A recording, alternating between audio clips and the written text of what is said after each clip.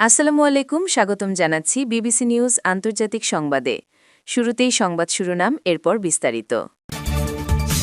Hormuz প্রণালী ব্যবসার জন্য পুরোপুরি উন্মুক্ত বললেন ট্রাম্প। তবে যুদ্ধবিরতির বাকি সময়টুকু হরমুজ প্রণালী উন্মুক্ত রাখার ঘোষণা ইরানের। হিজবুল্লাহ কখনোই অস্ত্র ছাড়বে না, বিবিসিকে শীর্ষ নেতা। মার্কিন অবরোধের মধ্যেই হরমুজ অতিক্রম করল ৩ ইরানি ট্যাঙ্কার। দর্শক, এতক্ষণ শুনছিলেন সংবাদ শিরোনাম। এখন বিস্তারিত। আপনি যদি ইসরায়েলের ধ্বংস চান এবং মুসলিমদের পাশে থাকেন, তাহলে ভিডিওতে লাইক করে চ্যানেলটি অবশ্যই সাবস্ক্রাইব করে দিবেন এবং আপনার মূল্যবান মতামত অবশ্যই কমেন্টে লিখে জানিয়ে দিবেন। এখন বিস্তারিত। যুদ্ধবিরতির বাকি সময়টুকু হরমুজ প্রণালী উন্মুক্ত রাখা ঘোষণা ইরান। লেবাননে কার্যকর হওয়া যুদ্ধবিরতির সাথে সঙ্গতি রেখে হরমুজ প্রণালী দিয়ে সব ধরনের বাণিজ্যিক জাহাজ চলাচলের পথ সম্পূর্ণ উন্মুক্ত ঘোষণা করা হয়েছে। ইরানের পররাষ্ট্রমন্ত্রী আব্বাস আরাগচি ঘোষণা দিয়েছেন যে চলমান যুদ্ধবিরতির অবশিষ্ট সময়ের জন্য কৌশলগতভাবে গুরুত্বপূর্ণ হরমুজ প্রণালী সব ধরনের বাণিজ্যিক জাহাজ চলাচলের জন্য সম্পূর্ণ উন্মুক্ত থাকবে। সামাজিক যোগাযোগ মাধ্যম এক্সে দেয়া এক বিবৃতিতে আব্বাস আরাগচি বলেন, লেবাননে কার্যকর হওয়া যুদ্ধবিরতির সাথে সঙ্গতি রেখে হরমুজ প্রণালী দিয়ে সব ধরনের বাণিজ্যিক জাহাজ চলাচলের পথ সম্পূর্ণ উন্মুক্ত ঘোষণা করা হয়েছে। ইরানের বন্দর ও সমুদ্র বিষয়ক সংস্থা কর্তৃক পূর্ব ঘোষিত সমন্বিত রুট অনুযায়ী এই চলাচল অব্যাহত থাকবে, জানান তিনি। ২৮ ফেব্রুয়ারি যুক্তরাষ্ট্র ইসরায়েলের হামলা শুরু হলে এর প্রতিক্রিয়ায় বিশ্বের অন্যতম ব্যস্ত এই তেল পরিবহন পথটি কার্যকরভাবে বন্ধ করে দিয়েছিল ইরান। চলতি সপ্তাহের শুরুর দিকে হরমুজ প্রণালীতে নৌ অবরোধ শুরুর ঘোষণা দেয় যুক্তরাষ্ট্র। ইরান ও যুক্তরাষ্ট্রের মধ্যে বর্তমানে ২ সপ্তাহের একটি যুদ্ধবিরতি চলছে, যার মেয়াদ আগামী ২২ এপ্রিল শেষ হওয়ার কথা রয়েছে। হিজবুল্লাহ কখনোই অস্ত্র ছাড়বে না, বিবিসিকে শীর্ষ নেতা। নিরস্ত্রীকরণ প্রসঙ্গে প্রশ্ন করা হলে ওয়াফিক সাফা বলেন, যথাযথ একটি প্রকৃত যুদ্ধবিরতি না হওয়া পর্যন্ত নয়। লেবানন ও ইসরায়েলের মধ্যে ১০ দিনের একটি যুদ্ধবিরতি কার্যকর হওয়ার কয়েক ঘণ্টা আগে হিজবুল্লাহর শীর্ষ নেতা ওয়াফিক সাফা বিবিসিকে বলেছেন, এই গোষ্ঠীটি কখনোই কোনো পরিস্থিতিতেই অস্ত্র ত্যাগ করবে না। ইসরায়েলের প্রধানমন্ত্রী বেনিয়ামিন নেতানিয়াহু বলেছেন, লেবানন সরকারের সাথে ভবিষ্যৎ আলোচনায় হিজবুল্লাহকে নিরস্ত্রীকরণ একটি মৌলিক দাবি। নিরস্ত্রীকরণ প্রসঙ্গে প্রশ্ন করা হলে ওয়াফিক সাফা বলেন, যথাযথ একটি প্রকৃত যুদ্ধবিরতি না হওয়া পর্যন্ত নয়। ইসরায়েলি সেনা প্রত্যাহার না হওয়া পর্যন্ত নয়, বন্দীদের মুক্তির আগে নয়, বাস্তুচ্যুত মানুষের ফেরার আগে নয় এবং পুনর্গঠন শুরুর আগে নয়। এর আগে হিজবুল্লাহর অস্ত্র নিয়ে কথা বলা সম্ভব নয়। বৈরুতের একটি আবাসিক ভবনে নেয়া এই সাক্ষাৎকারে হিজবুল্লাহ ও তাদের প্রধান আঞ্চলিক পৃষ্ঠপোষক ইরানের মধ্যে সমন্বয়ের একটি বিরল চিত্র উঠে এসেছে। ওয়াফিক সাফা বলেন, হিজবুল্লাহ ও ইরান এক দেহে দুই আত্মা। ইরান ছাড়া কোনো হিজবুল্লাহ নেই, আর হিজবুল্লাহ ছাড়া কোনো ইরান নেই। সম্পর্কটিকে তিনি বর্ণনা করেন ধর্মীয়, আইনি ও আদর্শিক হিসেবে।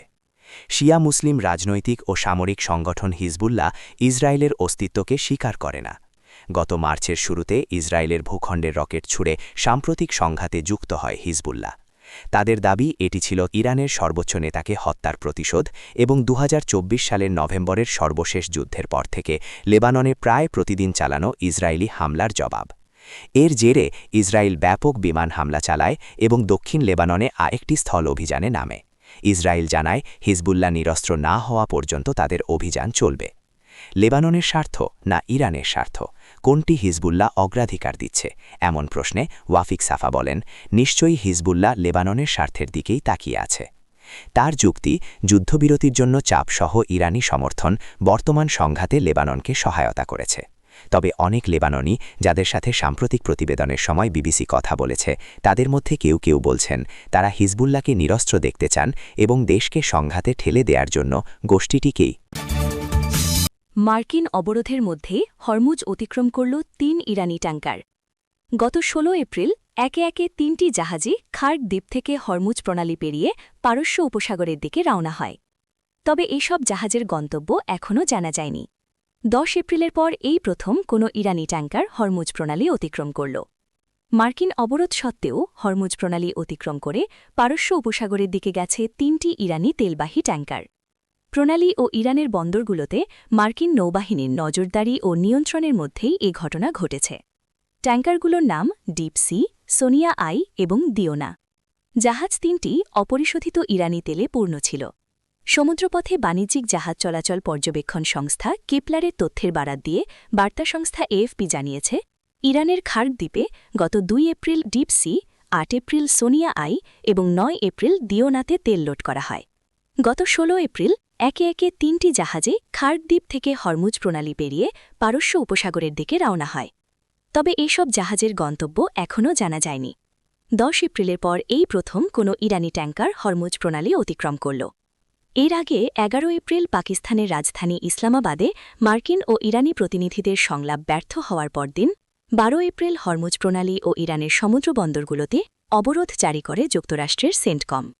তাদের ঘোষণায় বলা হয়, অবরোধ চলাকালে কোনো বিদেশি জাহাজ ইরানের বন্দরে প্রবেশ করতে পারবে না এবং ইরানি জাহাজও বন্দর ত্যাগ করতে পারবে না। তবে সাম্প্রতিক সময়ে দুই দেশের মধ্যে দ্বিতীয় দফার সংলাপের সম্ভাবনা নিয়ে আলোচনা চলছে। পাকিস্তান ইতোমধ্যে সম্ভাব্য সংলাপের প্রস্তুতি শুরু করেছে বলে জানা গেছে। এই প্রেক্ষাপটেই হরমুজ প্রণালী অতিক্রম করল ইরানের ৩টি তেলবাহী ট্যাঙ্কার। হরমুজ প্রণালী ব্যবসার জন্য পুরোপুরি উন্মুক্ত, বললেন ট্রাম্প। কিন্তু ইরানের ক্ষেত্রে যুক্তরাষ্ট্রের নৌ অবরোধ পুরোপুরি কার্যকর ও বহাল থাকবে এবং তা চলবে যতক্ষণ না। ট্রুথ সোশ্যালে নতুন করে দেয়া এক পোস্টে যুক্তরাষ্ট্রের প্রেসিডেন্ট ডোনাল্ড ট্রাম্প বলেছেন, হরমুজ প্রণালী পুরোপুরি উন্মুক্ত এবং ব্যবসার জন্য প্রস্তুত।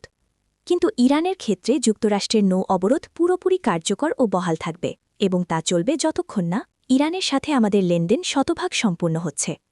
এই প্রক্রিয়াটি খুব দ্রুত এগোনোর কথা, কারণ বেশিরভাগ বিষয় আগেই আলোচনার মাধ্যমে ঠিক হয়ে গেছে। এই বিষয়ে মনোযোগ দেওয়ার জন্য ধন্যবাদ, প্রেসিডেন্ট ডোনাল্ড জে ট্রাম্প।